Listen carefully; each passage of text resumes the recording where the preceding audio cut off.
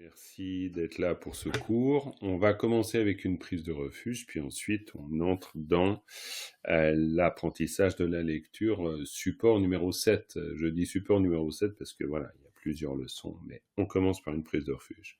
Sangye Chötang Tsoge Chönama Chön Chöchum Peto Dani Kyabse Dagi Jinzo Gibe Sonan Dola Penchere Sangye Drum Paraisho.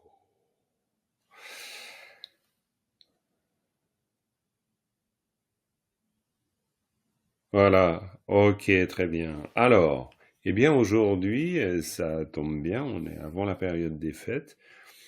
C'est un peu le cadeau d'avance, hein. Pourquoi? Parce qu'on est à la fin de tout ce qu'on doit étudier pour pouvoir lire. C'est quand même pas mal.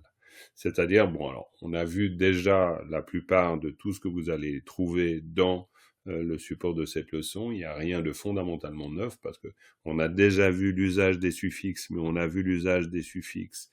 On l'a vu. Alors attendez, ça c'est pas ce que je voulais faire.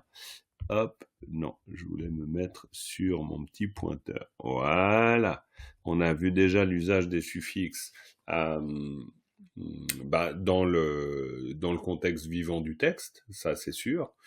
Et on apprend par la bande, et c'est le principe aussi, c'est l'idée même de cette méthode, c'est d'apprendre toujours quelque chose, mais dans son contexte vivant. Mais cela dit, c'est quand même bien aussi d'avoir quelque chose d'un peu théorique. Donc ici, vous avez tout ce qui concerne la théorie sur les 10 suffixes.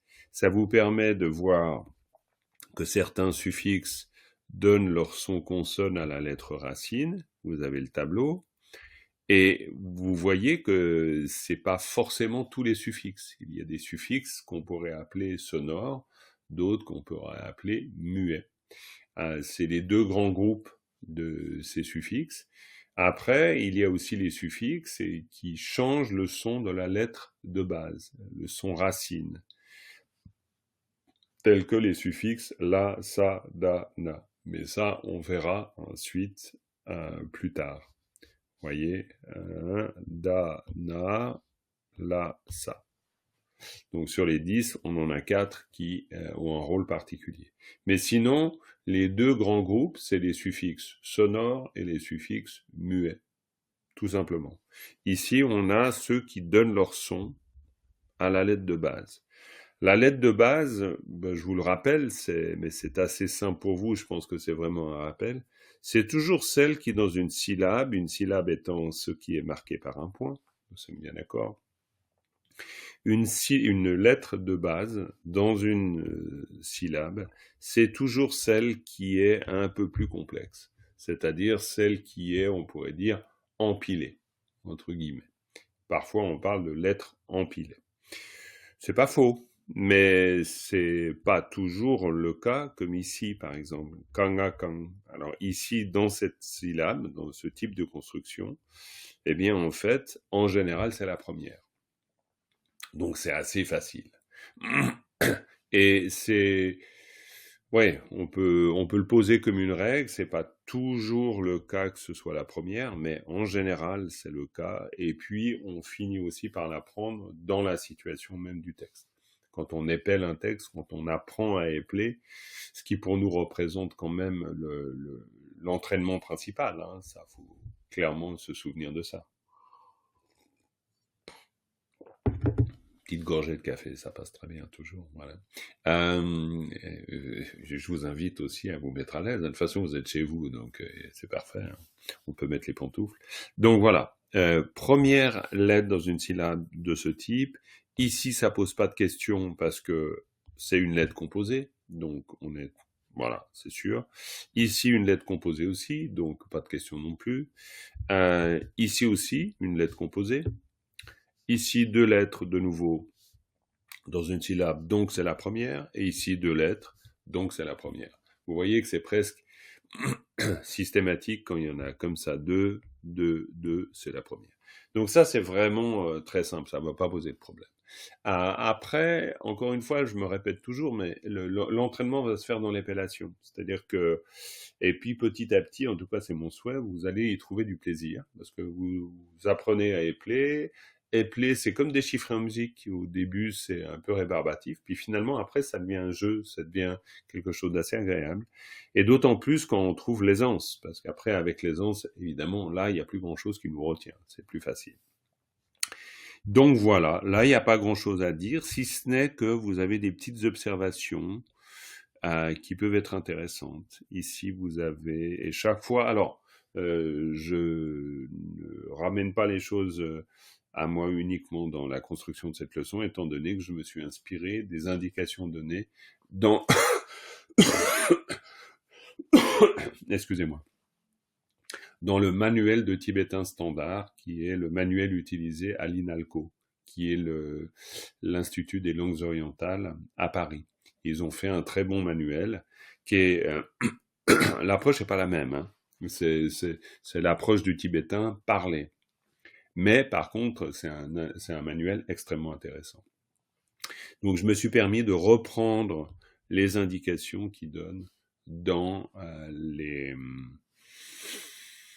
premières leçons pour expliquer le sens de la lecture. Je me permets d'autant plus de le faire que je connais Françoise Robin, alors pas très bien, mais il y a eu un temps où on était plutôt en contact, et elle avait aussi jeté un œil, même corrigé les versions de ce qu'on avait construit avec Deki à l'époque. Ça te dira quelque chose, bien sûr, Véro, qui était la méthode TibLab. Donc voilà, il y a eu plusieurs évolutions dans la méthode, mais voilà, pour vous expliquer simplement un peu longuement, certes, mais le pourquoi vous avez des choses comme ça. Nasalisation du son de la syllabe, par exemple, c'est une indication qui vient de là. C'est une façon de dire que, effectivement, il y aura l'usage qui est celui qu'on apprend dans le contexte d'un texte, toujours le contexte vivant, mais en même temps, on théorise un peu. Donc, voilà. Alors, cela dit, je dis un peu, parce que ce serait difficile de trouver une règle absolue qui nous permette dans tous les cas de figure de nous dire ah tiens, donc dans ce cas-là, quand il va y avoir une nasalisation. Ce sera quelque chose qui sera à vérifier dans l'usage, bien sûr.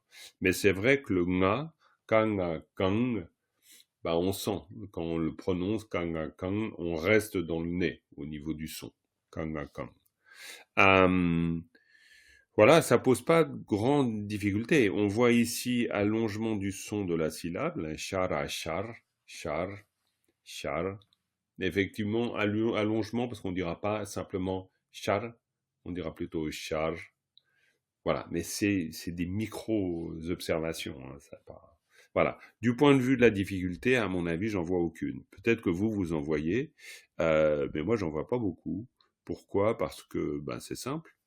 Non, je crois. Vous êtes d'accord ou pas? Il me semble. Hein. Si par exemple, Claudia, tu épelles cette colonne là, tu t'y prends comment? Alors, ouais, vas-y. Mais vas-y tranquille, hein, il n'y a pas d'enjeu. Hein. Ouais. Tu recevras pas de coup de bâton si tu le fais. Ouais. Ok. Alors, Payatachanya-chan, Très bien. Kanaroko-nya-kan, Mhm. Kanya-kan, Mhm. Na-shabkyu-nu-pa-nup, Mhm. Lama-lam, Oui. Shara-shar. Très bien. Char. Ouais, non, Pardon. tout va bien. Hein. Chara, chara, ça va très bien. Chara, chara. Ouais, pour moi c'est bien. Il y a juste le nga, faut toujours faire attention que le nga ne vienne pas un nya. Parce que là, j'ai eu l'impression que le nga tirait vers le nya, surtout la dernière fois. Kanya, j'ai un peu entendu ça, mais bon, à part ça, voilà. Ah non. Non, mais pas de souci, c'est juste une observation. Corinne, tu veux bien refaire le même exercice, s'il te plaît? Si tu veux bien, hein? Alors, je te laisse ouvrir le micro. Voilà. Alors, Payatacha-na-chan, Très bien. Kanaroko-na-kong, Impeccable. Ka-na-kang, Impeccable. Na-shabshu-nu-pa-nu, Très bien. La-ma, Oui, mais là, c'est pas fini par contre. Parce que si tu La, dis la, ma, ça veut dire 2 syllabes. oui, oui. Alors, ma, lam, Très bien. lam, ra, char. Impeccable. Très bien. Pour toi, Sophia, excuse-moi, je te redemande le même exercice. Ok. Donc, payata chana chang, Très bien. kanaro ko na kong, Mhm. kanya kang, Ouais. nashakyu nu pa, nup, Ouais, pa, très bien. hein. Non, Nachapiono pas. Non, La- tout à fait. lama lam, Très bien. shara sha. Impeccable. Shara, shara. Et j'ai une question à ce sujet. Bien sûr. Pour par exemple lama lam. Mhm. Ok, là c'est un suffixe et c'est pour ça que ça va devenir lam. Mhm. Ou bien, où est-ce qu'on aura, comment est-ce qu'on aura alors lama pour que ce soit lama? Ok, très bien, très bien, très bien. Alors, on revient, dans ce cas-là, on revient à la règle fondamentale qui veut qu'une syllabe soit séparée par un point. On est Ah d'accord? oui. D'accord. C'est une règle très simple. C'est-à-dire qu'il faut juste se dire que un point. Alors, parfois, dans un texte, un vieux texte, un petcha un peu usé, etc., on voit pas bien les points. Mais au bout d'un moment, quand on sait lire et épeler, on devine la construction des syllabes, ça c'est sûr. Mais disons que dans tous les textes électroniques, quoi qu'on écrit aujourd'hui, en général, c'est très clair. Donc, le point sépare la syllabe. Donc, en fait, une syllabe, c'est un son. Et en tibétain, c'est assez simple parce qu'une syllabe, c'est un son et un sens. Ça, c'est la particularité du tibétain. C'est pour ça qu'on dit que c'est une langue monosyllabique. Alors, comme ce n'est pas le cas en français. Parce qu'en français, ce n'est pas une langue monosyllabique. Il peut y avoir parfois un mot qui est une syllabe et un son. Par exemple, vert. C'est une seule syllabe. On ne peut pas distinguer. Tu vois, donc, mais par contre, en tibétain, si on veut écrire lama, ben, on écrit la, point, ma. Point, il y aura les deux points. Voilà. Ah, c'est Okay, automatique. Il peut pas, vu qu'une syllabe est toujours un son et un sens, on peut pas faire autrement. Si on veut dire lama, on est obligé de dire lama. Par contre, on écrira le la, on l'écrira comme ça. Palatala et ma. Donc, on dira lama. Donc, palatala, le la va, le son du la va monter légèrement. Lama. Ok. Alors que si on écrit la, ma, dans ce cas-là, on dira lama. D'accord. Et c'est pas exactement le même son. Parce que la difficulté du tibétain, c'est que c'est une langue tonale, bien sûr. Donc bon, faut pas que ça devienne trop compliqué, mais oui, je t'en prie. Non, vas-y, n'hésite pas. Oui, dis-moi. C'est le pas qui donne le son, enfin qui fait changer. Oui, quand on a, par exemple, on a le la comme ça. Ouais, je vais l'écrire là, on verra peut-être un peu mieux. Donc ça, on a, voilà, palatala, dans ce cas-là. Eh bien, oui, c'est parce que le la, qui est la lettre de base, elle est construite avec une lettre. Ah, je vais y arriver. On a comme ça, voilà, d'accord. Et en fait, le la est une lettre, dans ce cas-là, est une lettre souscrite. Ah oui. Ouais. C'est une lettre souscrite. Ça c'est juste, voilà, on va dire, comment dire, c'est l'indication théorique. Le la est une lettre souscrite. Mais quand on épelle, on ne se souvient pas forcément, quand on voit ça, on ne se souvient pas forcément que le la est une lettre souscrite. On voit juste pa, la, ta, la, puis c'est tout. Simplement, il faut se souvenir que l'orthographe en tibétain, parce que ça c'est purement de l'orthographe est une possibilité de distinction du sens. Pourquoi? Parce qu'il y a plein d'homophones. Étant donné que des la, vous en avez plein. Surtout en tibétain. Parce qu'en tibétain, vous avez par exemple la, ka, sa, la, qui se prononce la, et qui est le la de lasso, qui est le la honorifique, qui se dit très très souvent. D'accord? Mais ça, c'est un homophone avec la syllabe la. Quand je dis la syllabe la, c'est la lettre la, mais la syllabe la, c'est une syllabe. On est d'accord. Une lettre est une syllabe en tibétain. C'est la chose très particulière. Une lettre, c'est toujours une syllabe en tibétain.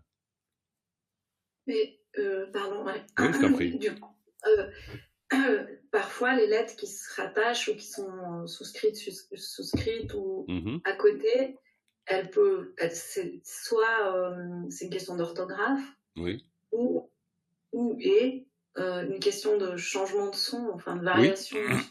Bah, c'est d'abord une question d'orthographe. Et on pourrait dire une question d'orthographe pour traduire, et comme souvent dans toutes les langues, c'est-à-dire on part de l'oralité, puis ensuite on invente un système d'écriture pour pouvoir écrire le son qu'on prononce, tout simplement. Mais donc, on peut imaginer que après, on a combiné des choses, des lettres plutôt, on a combiné des lettres par des choses, on a combiné des lettres pour produire un son qui était le plus proche possible du son prononcé. Donc, oui, donc c'est effectivement tout ce qu'on va trouver dans une syllabe, donc qui se termine par un point. Okay, voilà. Tout ce qu'on trouve dans une syllabe, c'est à la fois pour d'abord indiquer un orthographe, ou on dit une, je crois que c'est une, c'est féminin, hein, je crois, orthographe. Une orthographe, donc pour préciser ça, et puis ensuite pour préciser le son, tout simplement. Mais après, encore une fois, dans l'usage ou dans l'exercice de l'épellation, c'est pas si compliqué, dans le sens où c'est, bon, voilà, quoi, on lit simplement ce qu'on voit, et puis on n'a pas besoin chaque fois de se dire, ah tiens, ça c'est une suscrite, tiens, ça c'est une souscrite, etc. D'autant plus que des lettres peuvent être, je sais pas, par exemple, ici, si j'écris Ra-na-tana, Ra-na-tana, donc le Ra peut être suscrit, puis il peut être souscrit. Donc de temps en temps, une même lettre peut se retrouver dans des situations différentes. Tout simplement. Voilà. En fait, la chose un peu étonnante dans le lama, si on reprend le palatala, c'est qu'en fait, la lettre qui est souscrite, c'est le la. Donc la lettre de base, on pourrait dire que c'est le ba, vu que c'est le la qui est souscrit. Il arrive en renfort. Et c'est pour ça que c'est une manière d'en parler, mais en même temps, le son qu'on entend, c'est clairement le la. Parce que, heureusement pour nous, la règle, c'est toujours la même. C'est-à-dire que dans un empilement de lettres, on dit la dernière. On commence par le haut, on finit par le bas. Toujours. Tu vois l'idée, Claudia? J'avais un doute. T'avais un doute. Okay. Bon, le doute, de toute façon, il finira par disparaître. Hein. À force de faire l'épellation, ça disparaît. Parce que, c'est chaque fois comme ça. C'est-à-dire, c'est chaque fois, on lit toujours du haut vers le bas. Donc, c'est systématique. Donc, il n'y a vraiment pas de problème. Donc voilà, là, c'est simplement... Alors après, il y a un sens, évidemment. Hein. Là, on voit le nord, le prix, que, quoi, l'ouest, le chemin, l'est, par exemple. Le lame, c'est le chemin, quand on dit le lamrim. Oui, bien sûr. Le chemin de... Ah ouais. Bien sûr, le lamrim, c'est un chemin gradué. Rim, Rim, ça veut dire par étape. Lam, c'est chemin. Quand on dit menlam, pour dire les prières de souhait, c'est le chemin de l'aspiration. Alors, on traduit ça en français par prière de souhait, mais c'est le chemin de l'aspiration. Donc, là, c'est l'intérêt d'ailleurs de faire du tibétain, parce que quand on fait du tibétain, petit à petit, il y a des tas de mots qu'on utilise, d'autant plus si on pratique les textes, les prières, etc. Il y a des tas de mots qu'on utilise et puis dont on connaît vaguement le sens, mais là, on rentre dans le sens beaucoup plus précis, vu que la construction d'un mot en tibétain, c'est toujours l'association de plusieurs sens. Toujours. Donc voilà, c'est tout simple en même temps. Alors là, bon, il y a quelques notes techniques. Dans le cas du suffixe « ka », la plupart du temps, quand il est suivi du deuxième suffixe « sa », il ne se prononce pas. ou donne un son légèrement sourd à la syllabe. Ça, c'est juste des notions. Voilà. C'est un peu de la théorie. Attendez voir, juste 2 secondes, j'entends un chat qui miaule bizarrement. J'arrive tout de suite. Qu'est-ce qu'ils veulent ces chats?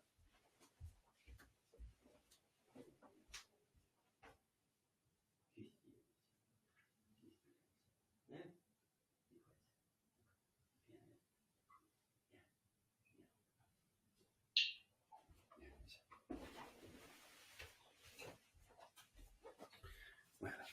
Tiens. Voilà, non, ça va. Non, parce qu'il y en a 2 et puis de temps en temps, disons, ils sont pas trop copains. Donc voilà. Alors, donc oui, et puis lorsque le suffixe K se trouve dans la première syllabe d'un mot composé de 2 syllabes, en général, il se prononce légèrement. Bon, voilà. Et lorsqu'il est le seul suffixe d'une syllabe, et que cette syllabe n'est pas préfixée, il se prononce légèrement aussi. Bon, par exemple, on peut voir des choses ici. Yak, kao, yaka, yak, le son monte à cause du préfixe et le K suffixe donne. Parce que quand on a le mot qui nous dit que, ah ben oui, tiens, dans une situation, yak. Voilà. Mais ça pose pas tellement de problèmes. On voit ici, quand on en a 3, d'ailleurs c'est intéressant, quand on en a 3, alors c'est là où c'est particulier, la différence entre yak et la, ça c'est pas mal. C'est-à-dire, tiens, Dominique, comment tu épelles ces 2? Là, je te laisse épeler ces 2 syllabes.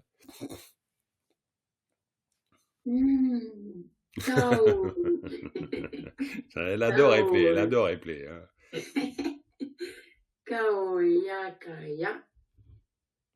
Et la, ka, sa, la. Et voilà.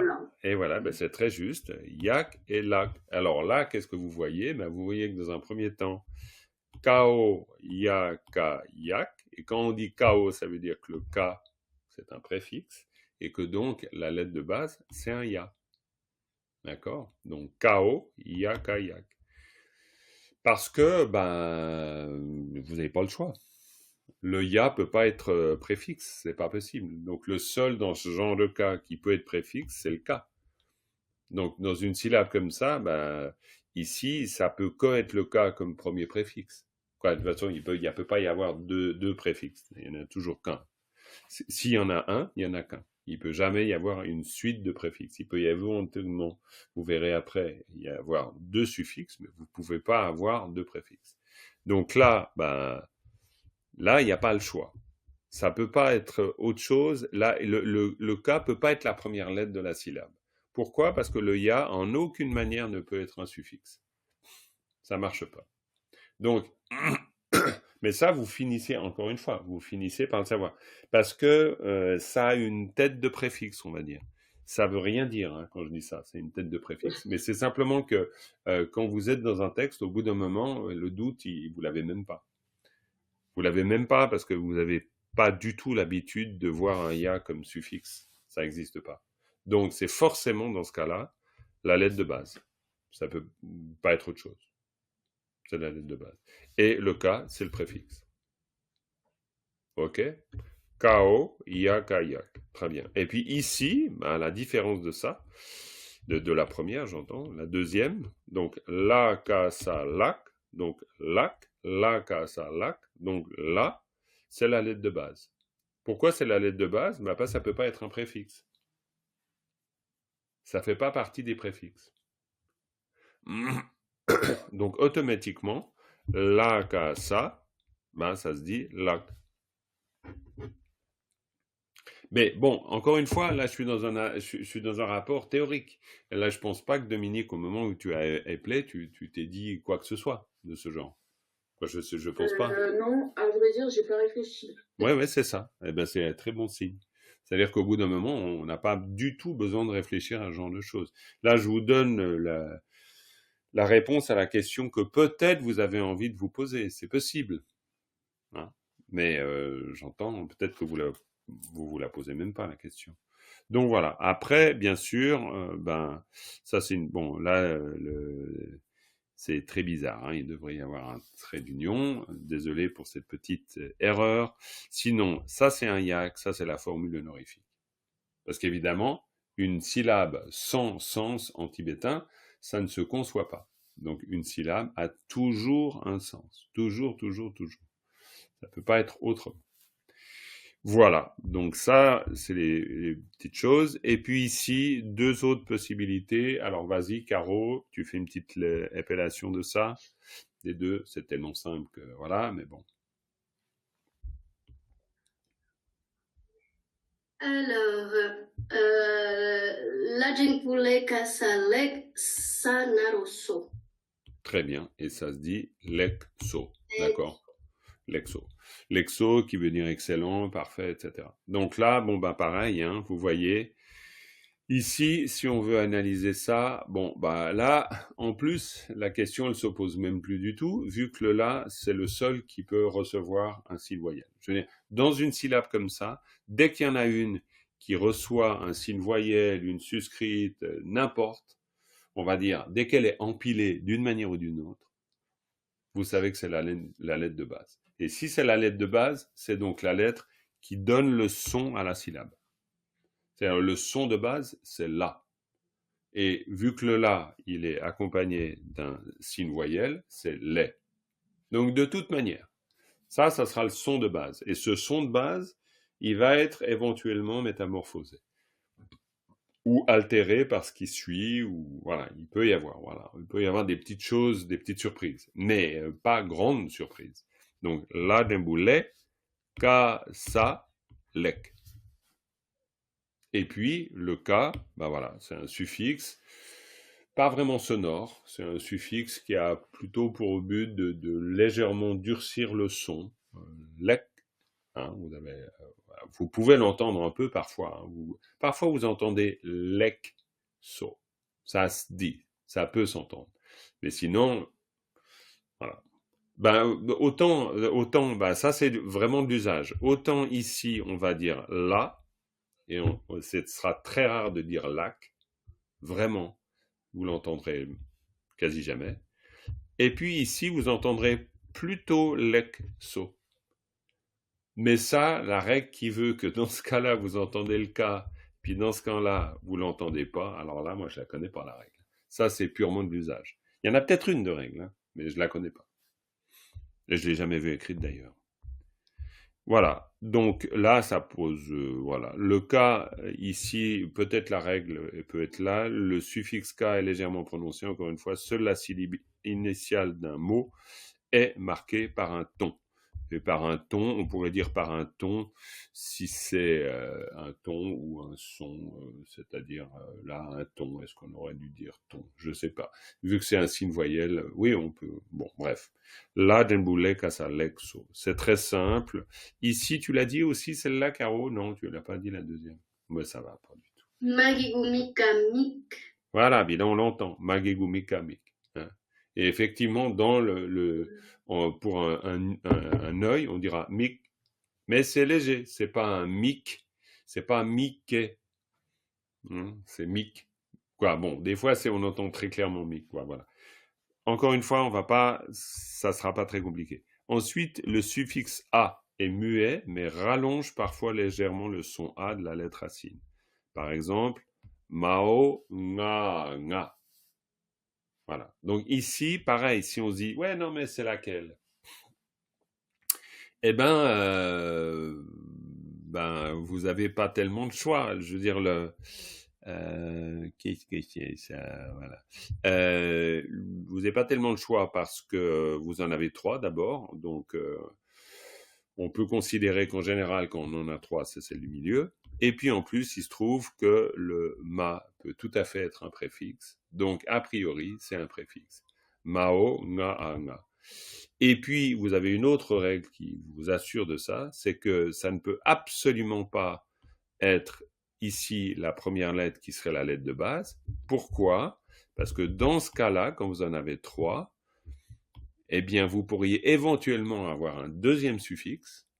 Ça, vous pourriez imaginer que ça, c'est la lettre de base, ça, c'est le premier suffixe, ça, c'est le deuxième suffixe.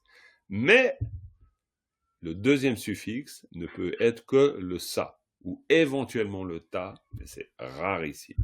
Donc, vous n'avez même pas de possibilité de voir le a comme deuxième suffixe. C'est impossible. Donc, si le a peut pas être deuxième suffixe, il peut être que premier suffixe, et s'il peut être que premier suffixe, eh bien forcément que la lettre qui précède, c'est la lettre de base.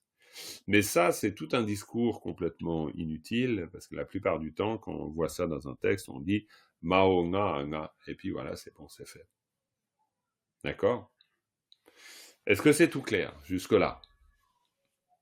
Bon, après, il faut vous habituer, mais je ne pense pas qu'il y ait de grosses difficultés. En plus, je vous dis, la théorie, il ne faut pas que ça vous encombre. Après, on entre dans quelque chose de plus... que là, on doit comprendre. Là, on doit le comprendre et on doit s'y entraîner. C'est les fameux suffixes qui changent le son voyelle de la lettre racine. Le son A devient E, le son U devient le son OU devient U, le son O devient E, I reste I, E reste E. Ça, c'est important. D'accord? Tout simplement. Excuse-moi. Oui, je t'en prie. Le A, ça faisait quoi? Avec le umlaut dessus, là, enfin le... Oui. Le A devient E. Bon, j'ai repris les conventions du manuel standard. Mais c'est pour ça qu'après, je vous le mets comme ça. Le son A de la lettre racine devient E. Le son U, là par contre, ouais. Le son U, c'est OU en phonétique, hein, dans ce système-là. Mais bon. Après, le son O devient E. I reste I. E reste E. Ouais. Donc là, après, il faut l'entraîner dans la réalité, on va dire, du texte. Donc, on a des petits exemples. Alors, Véro, si tu veux bien, je vais te demander de m'épeler la première ligne. Samatama natamen. Ah, samatama namen. Non. Pardon. Ah, c'est rien. C'est juste... Oui, c'est très bien. C'est juste samatama namen. Ah oui, pardon. Samatama namen. Ça, mais tu lis sur ton écran de téléphone, là, ou pas? Non, sur le iPad, mais j'ai mis une résolution faible parce que j'ai un petit souci de vue, là. Oh, ma pauvre. Ça va? Ça va? Ouais. T'arrives? Oui, tu suis quand même? Oui. Bon, ok. Ouais. Alors, j'y vais, hein. Ouais, bien sûr.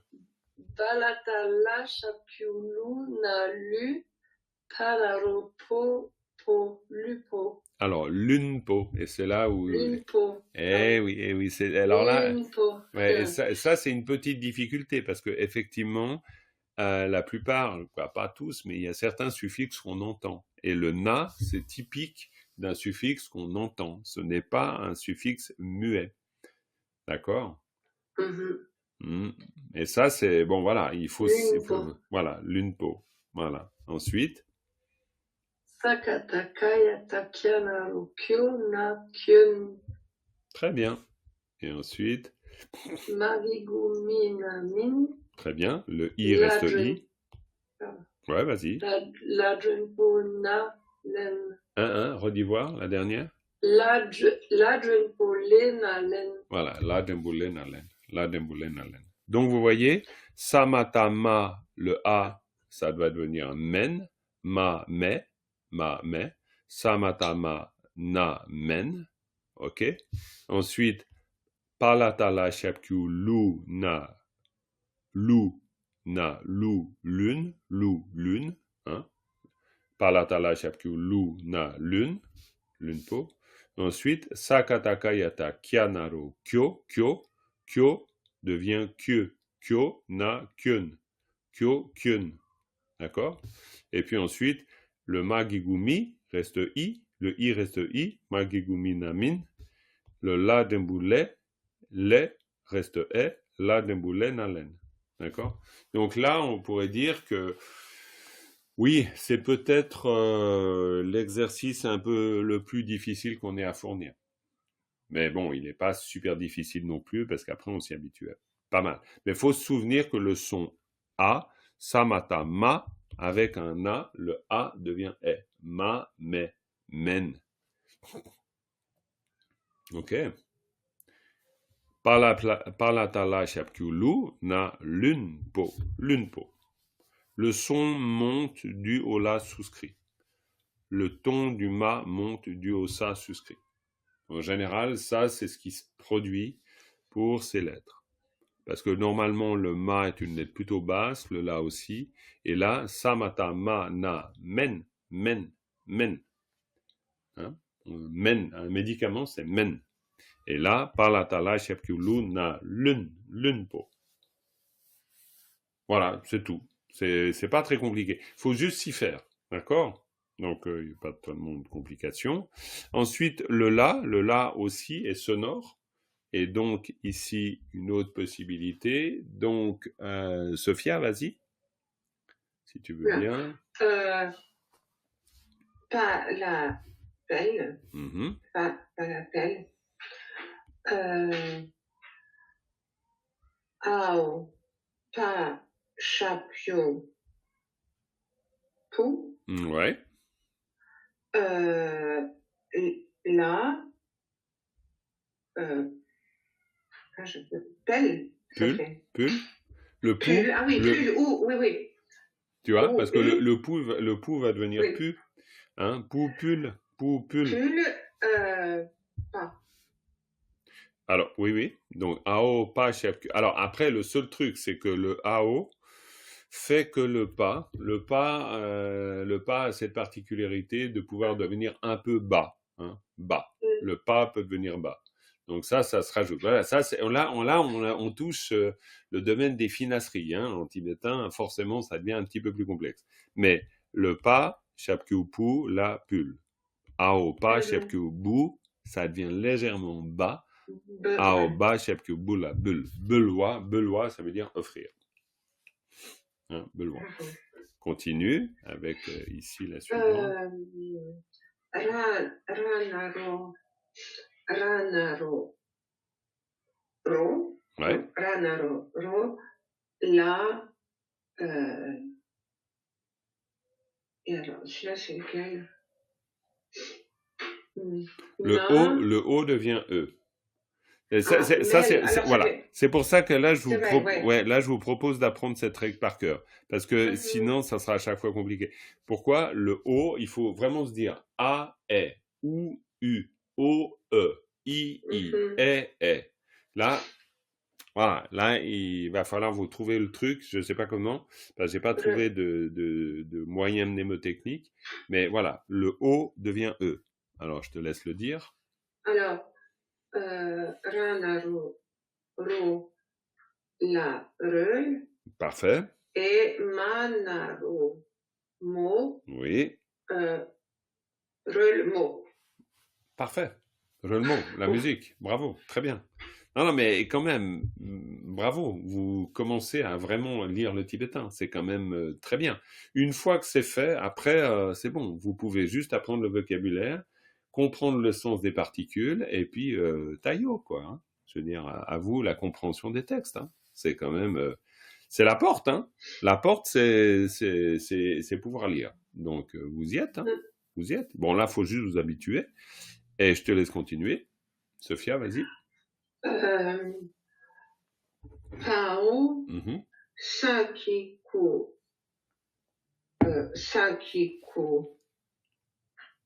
Sakiku, si. Yes.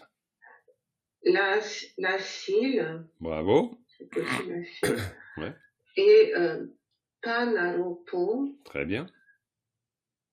Et ça oui, silpo. Oui, très bien. Pao sagigu sila sil panaropo. Pao sagigu sila sil panaropo. Silpo. Silpo. Frais. C'est très bien. Et puis ensuite, celui-là. Sadrembu se. La. Celle. Et panaropo. Selpo. Sadembu, sela, sel, panaropo. Selpo. Impeccable. Selpo. Mais c'est très bien tout ça. Voilà. Là, tout simplement, le suffixe là produit un allongement du son de la syllabe. Voilà. Bon, très bien. Alors après, certains n'ajoutent pas de son à la lettre racine, ils sont muets. Et c'est le cas de ceux-là qui sont ici. Ceux qu'on a vu avant sont sonores. Hein. Le ma est sonore, le na est sonore, le la est sonore, mais maintenant on en a qui sont pas sonores. Et donc, voilà. Qui va donc... Corinne. Alors, Corinne, tu vas lire cette ligne-là. Ça change pas, hein, la règle, c'est toujours la même. Le A devient E, le OU devient U, le O devient E, le I reste I, le E reste E. Alors voilà, vas-y Corinne, avec ça.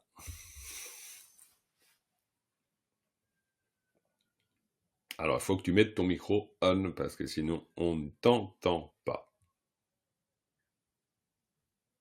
Voilà. Alors, sakataka, ta, donc ça se modifie, ça fait sakataka, ke. Très bien, sakataka, dake. A devient E. C'est marqué. Oui, mais faut s'habituer. Non, mais faut s'habituer, c'est normal. Alors, sakataka, shakshuku, ta, ku. Cupa. Alors, pas Cupa, mais tout simplement Cupa. Cupa, parce que Sakataka Shakuku da Cupa, ouais, il n'y a pas de ya, c'est juste ku, c'est le ku qui devient ku, Sakataka Shakuku da Cupa. Très bien. Ensuite.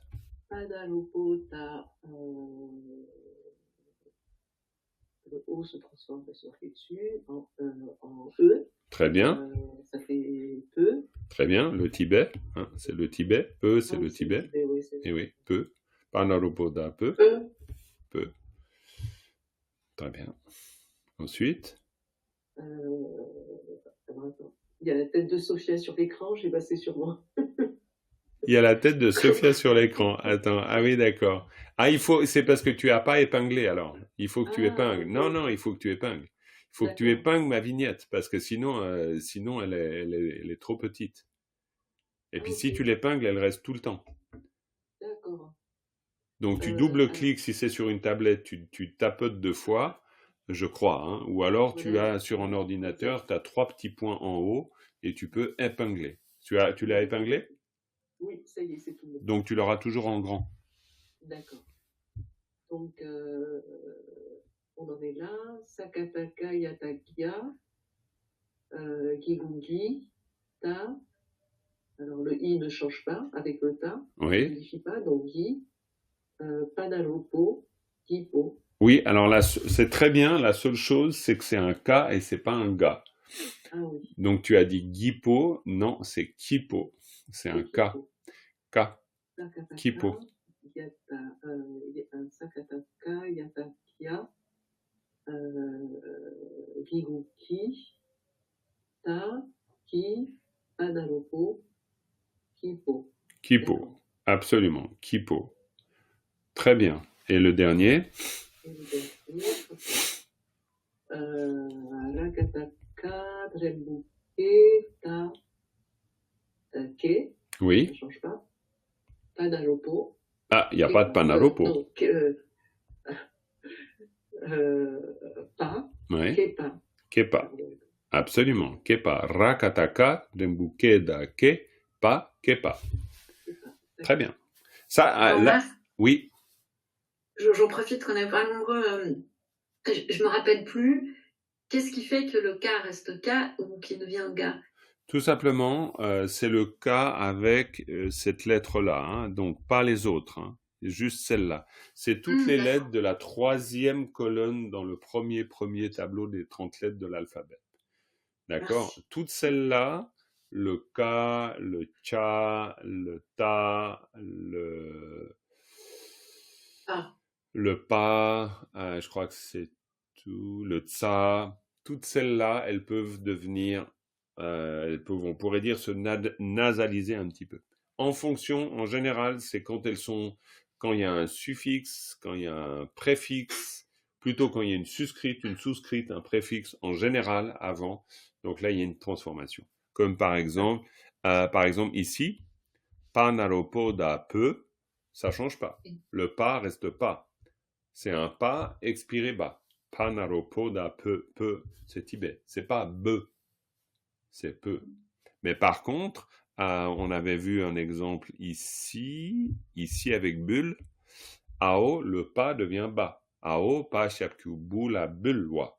Le pas devient bas. À cause de la présence du préfixe. Tout simplement. Mais là, encore une fois, l'usage vous le renseigne. Mais c'est quasi systématique. On peut observer cette règle-là, on va dire. Voilà. Donc, c'est tout simple. Alors là, c'est ce que disait dans le manuel de tibétain standard. Génère un petit coup de glotte. Kupa peut... Alors là, je ne sais pas comment vous le faites, pour le petit coup de glotte. Disons, c'est peut-être une indication, voilà. Par respect pour ce qu'ils ont fait comme travail, j'ai gardé le coup de glotte, mais disons, à part ça, tranquille. Donc, Dominique, voilà.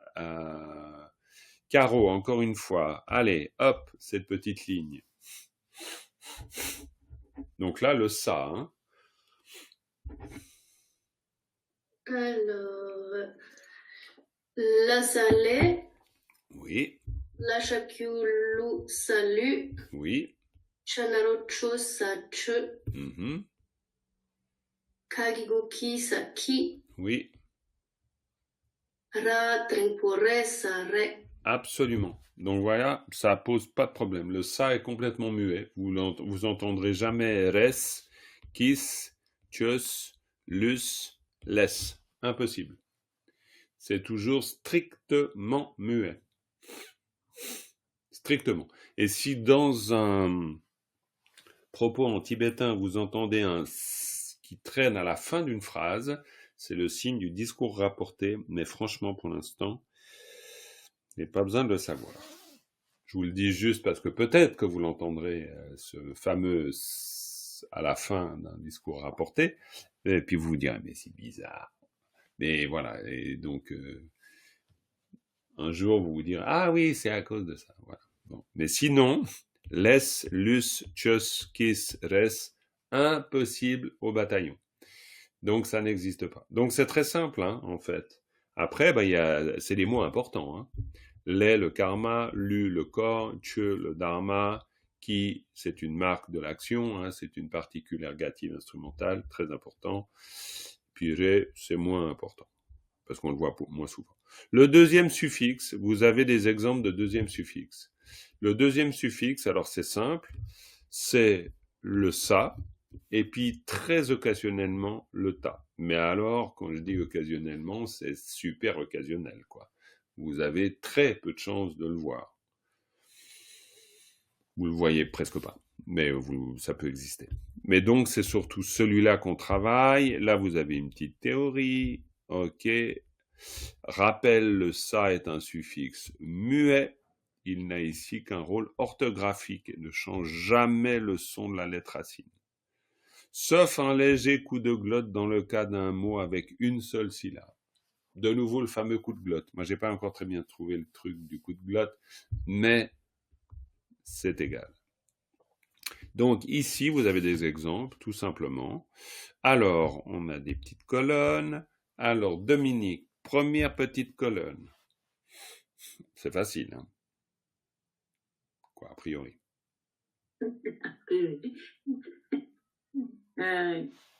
Kamasakam. Ouais, et un petit peu plus expiré serait bien, Madame Vial. Kamasakam. Ah, que c'est mieux. Nyamasa nyam. Oui.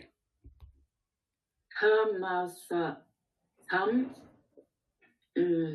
Cha ta che. Ouais, et ça donne Tamche. expirer. Merci. L'expiration. Tamche, tamche, tamche. Et ça, attention, hein, le tibétain est une langue tonale. Là-dessus, je vous raterai jamais, hein, parce que Sinon, vous prenez des mauvaises habitudes. Et donc là, faut pas. Tamche. Voilà, très bien, on continue. Nang. Ouais, le nga a failli devenir autre chose qu'un nga, hein, mais bon. Nangasanang, ça va bien. Et puis ensuite. Pakasapak. Très bien, voilà. Donc vous voyez, il n'y a pas de complexité aucune. C'est très simple. Corinne, la deuxième ligne, le colonne. Sophia, oui, pas de souci, Sophia. À bientôt. Merci beaucoup d'avoir été là. De toute façon, c'est vrai qu'on bientôt on termine, mais allez. Alors, Corinne, et puis il y aura le replay pour toi. Belle journée. Corinne. Alors, tu ouvres ton micro, évidemment, hein, Corinne, parce que sinon, ça le fait pas. Alors, Kangasakang. Kang, très bien. Alors, pareil, hein, expirez bas, hein, parce que la lettre, attention, la lettre, le son de la lettre de base, ça, c'est la lettre de base, hein, la première, hein, on est bien d'accord, vu que ça, c'est le deuxième suffixe. Le son de la lettre de base joue un rôle, hein, il disparaît jamais, hein, le son de la lettre de base. Donc, si le son de la lettre de base, c'est un K, expiré bas, eh ben, ça reste un K, expiré bas. Ka, nga, sa, kang. Kang, c'est la neige. Kang. Tapasa. Tap. Tapasa. Tap. Il est où le expiré de la première lettre? Yes. Ta, pa, sa, tap, tap, tap, tap, tap, tap,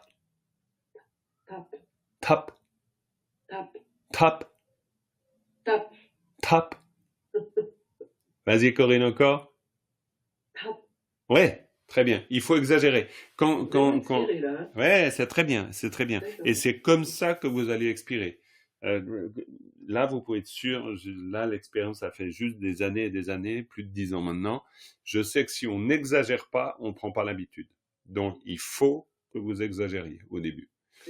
N'est-ce pas, Madame Vial? Ouais, c'est très bien, voilà. Donc, il faut exagérer. Donc, tabasa, tap. Et c'est comme ça que vous allez vous en souvenir, en faisant de l'épellation et en vous mettant dedans, etc. Parce que pour les Tibétains, c'est rédhibitoire. Hein. Si vous dites tap à la différence de tap, c'est pas le même mot. Hein. Tap, c'est un foyer, c'est une cuisinière, et tap, c'est un moyen. Donc, et franchement, parfois, il y a des jolis quiproquos. Hein. Parce qu'entre le cochon et puis le noble, aria, et puis la peau, donc franchement, des fois, vous demandez. Hein. Non, ou alors le tigre et le cheval, donc c'est ta. Moi d'ailleurs, je suis pas toujours au clair là-dessus. Ta, c'est des fois je redemande, surtout la Matsongpo, voilà, qui est un lama de Montchardon, et lui il est mais à cheval là-dessus, quoi. Donc bref, pour dire que c'est vraiment pour les Tibétains, c'est pas un détail, une petite fioriture. Taba, ça tape les moyens. Je te laisse poursuivre.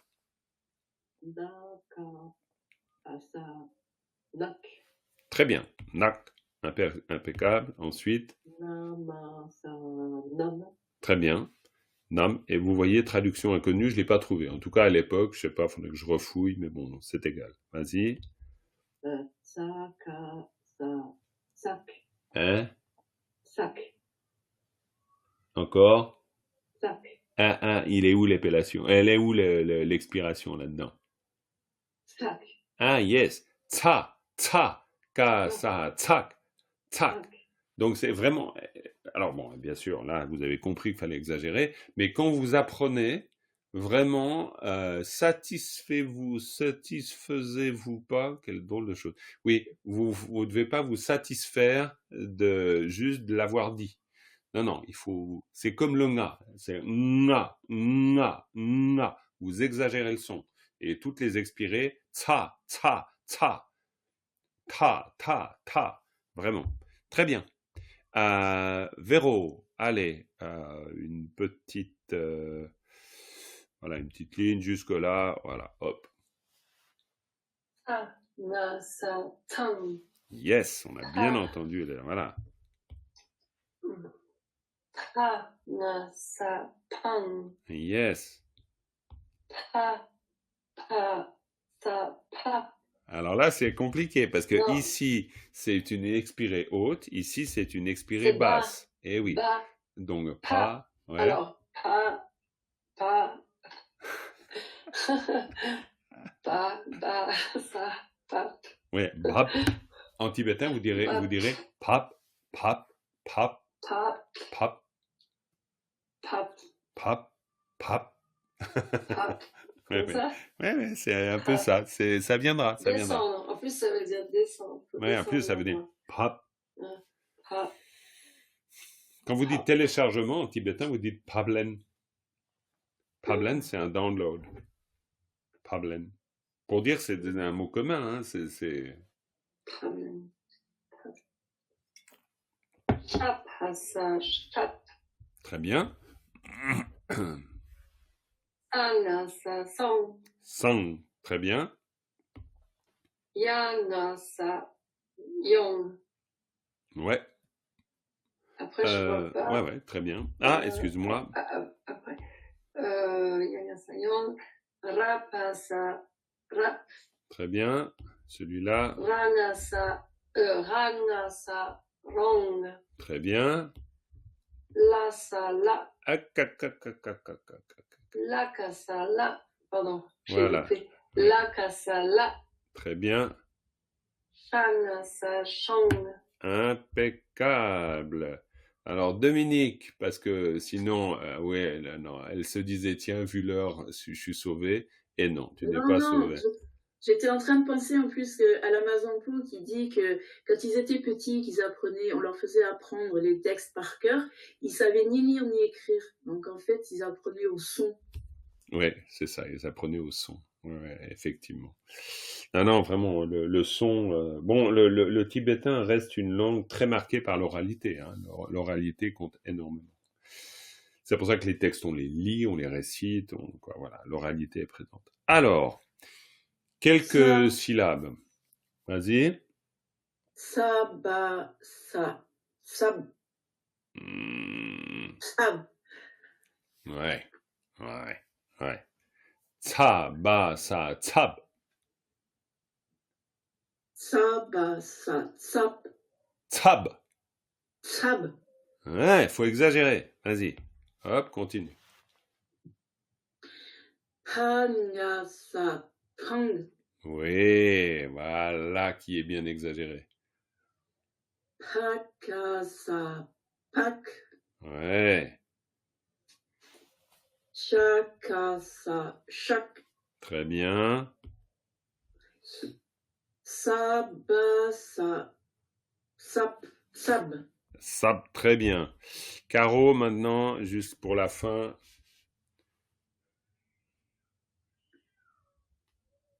Redis-moi où. Je sais pas le mettre. Alors. Yamasayam. Rakasarak. Langasalang. Shakasashak. Sangasasang. Très bien. Parfait, on a vu tout ce que vous deviez voir. Alors, évidemment que votre terrain de jeu, c'est l'épellation. C'est l'épellation dans le texte d'Odye Changtungma. D'accord? Bon, dans ce texte ou n'importe quel autre. Ça, c'est juste un texte donné comme, voilà, bac à sable et vous vous entraînez. Voilà, on va s'arrêter là pour le cours. Je pense qu'on a vraiment, c'est une leçon importante. On a vu toute la théorie qui vous permet d'apprendre à épeler et donc à lire. Donc voilà, maintenant, c'est up to you. Si vous vous entraînez sur la base de ce texte ou d'un autre, hein, vraiment, il n'y a pas d'obligation. C'est juste une suggestion. Peut-être que vous avez un texte favori sur lequel vous voulez vous entraîner. Dans ce cas-là, vous vous entraînez sur ce texte. Mais l'idée, de toute façon, si vous vous entraînez sur un texte et qu'ensuite vous passez sur un autre texte, l'entraînement de l'épellation, c'est le même, parce que les syllabes, vous les retrouverez pareil. Donc, il n'y a pas à... voilà, comment dire, oui, l'entraînement que vous faites dans un texte se rapporte naturellement sur tout autre texte, évidemment. Et puis sinon, la semaine prochaine, demain va y avoir un cours pour les avancés. Je me demande si on a encore un cours pour nous, pour les débutants. Il me semble la semaine prochaine, parce qu'après je pars en Inde. Et demain, c'est intermédiaire, hein, c'est ça? C'est intermédiaire, mais vous pouvez bien sûr y assister. Hein. Et nous, c'est le 10, je crois. Le 10, oui, je crois. C'est le dernier cours débutant avant que je parte en Inde. Et puis là, je vous aurai d'ici là envoyé un mail pour que vos abonnements, vous puissiez alors je suis pas sûr que vous puissiez les suspendre, mais vous pouvez éventuellement les réduire ou les annuler pendant la période où je serai pas là, ou les laisser comme soutien. Ça, c'est aussi possible. Je vous enverrai un mail pour vous donner les différentes possibilités. Et puis, je vous enverrai aussi cet après-midi un mail pour, comme je vous l'ai évoqué, pour les personnes qui suivent le cours et qui le soutiennent, donc une possibilité de recevoir les leçons de la pousse de riz, et puis vous ferez simplement une offrande, comme juste par mesure d'équité à l'égard des autres qui ont déjà soutenu ces cours, tout simplement. Et du coup, quand on arrive à la fin de l'année scolaire, là, il faut que c'est nous qui devons arrêter le prélèvement si on est sur un je vous le préciserai. Je vous donnerai un lien qui vous permet d'intervenir sur vos abonnements directement. Et puis, si vous voulez procéder à une annulation, il faudra le dire. Mais je vous préciserai tout ça. Il n'y a pas de problème. Ok. Voilà. Je vous donnerai de toute façon, les possibilités, c'est modifier, annuler, ça vous pouvez faire. Et puis moi, ou alors garder, bien sûr, modifier, annuler, garder, ou annuler, et ça, c'est moi, je crois, qui dois annuler si vous devez annuler. Je pense pas que vous puissiez vous-même annuler. Mais je vous donnerai, je ferai un petit formulaire, vous me direz ce que vous voulez faire, et puis vous me répondrez, tout simplement. Mais ça sera pour tous les élèves du tibétain. Donc pas seulement niveau 1, mais niveau 2, niveau 3 aussi. Voilà. OK? Donc on termine avec une dédicace. Sonam diye tamche zigbani tomne nyebe dranam pamjene kegana che balab tupai sipe tsole droa drol warai. Voilà, merci beaucoup.